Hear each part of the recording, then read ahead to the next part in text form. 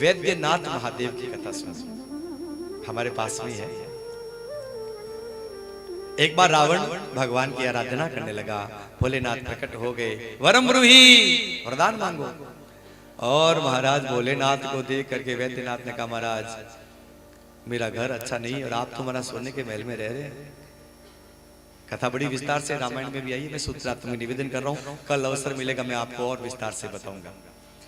तो महाराज सोने की लंका ही मांग बैठे। सुन करके बड़ा कष्ट हुआ मां पार्वती को।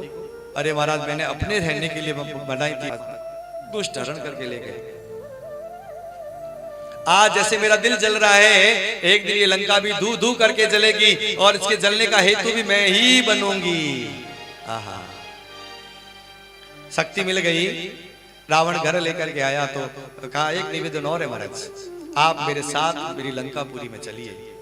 भोलेनाथ समझ गए पार्वती ने मन से श्राप दिया, लंका तो जलेगी और ये मुझे वहां ले जाके बिठाएगा तो मैं भी जलूंगा, ऐसी कुछ लीला करते हैं।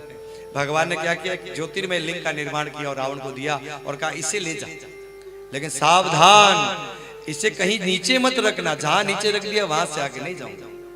रावण चलते चलते चलते जब आया वैद्यनाथ के पास, जहां पे पहुंचा है तो महाराज क्या दिखता है, वैद्यनाथ नाम क्यों पड़ा, इस पे भी बताया।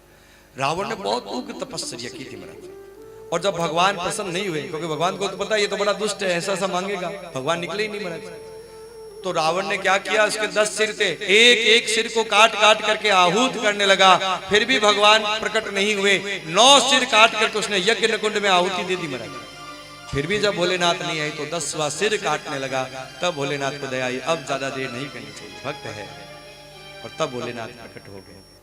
पहले तो स्वस्थ किया, पुनः 10 सिर को एकदम से ठीक कर दिया। आहा, रावण ने तो कह दिया, महाराज आप तो इतने कुशल कारीगर हैं कि एक वैद्य जैसे रोगी को ठीक कर देता है, आपने सारे सिर मेरे ठीक कर दिए। आप तो शिव नहीं वैद्य हैं, नाम ही पड़ गया वैद्यनाथ। बोलिए वैद्यनाथ महादेव की जय हो।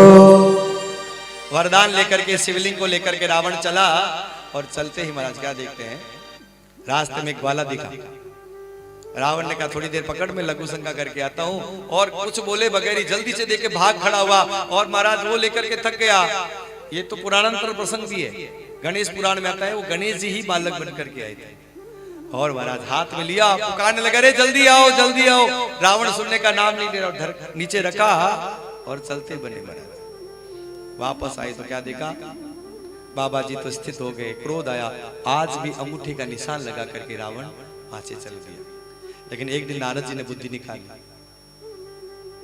तेरा कल्याण तो हुआ नहीं, ताकत मिली तेरे को। बोला हाँ बाबा ने शक्ति दी है, तो परीक्षा की। बोले ना, तो परीक्षा करो, क्या करो, कि जाओ बाबा के घर को हिला के देखो। और रावण आकर के आज कैलाश को जोर जोर से हिलाने लगा, पूरा कैलाश डोलने लगा, रावण की भुजाओं से कैलाश हिलने लगा। भोलेनाथ समाधिस्थ थे, और जो हिला ध्यान मंगवा, पूछा देवी क्या हो रहा है, बोले आपका चेला आपकी सेवा कर रहा है। भड़क गए क्रोध में, हे दुष्ट तूने ऐसा किया, एक दिन तेरा नाश होगा, भगवान विष्णु के हाथों तेरी मृत्यु होगी महाराज। श्राप दिया।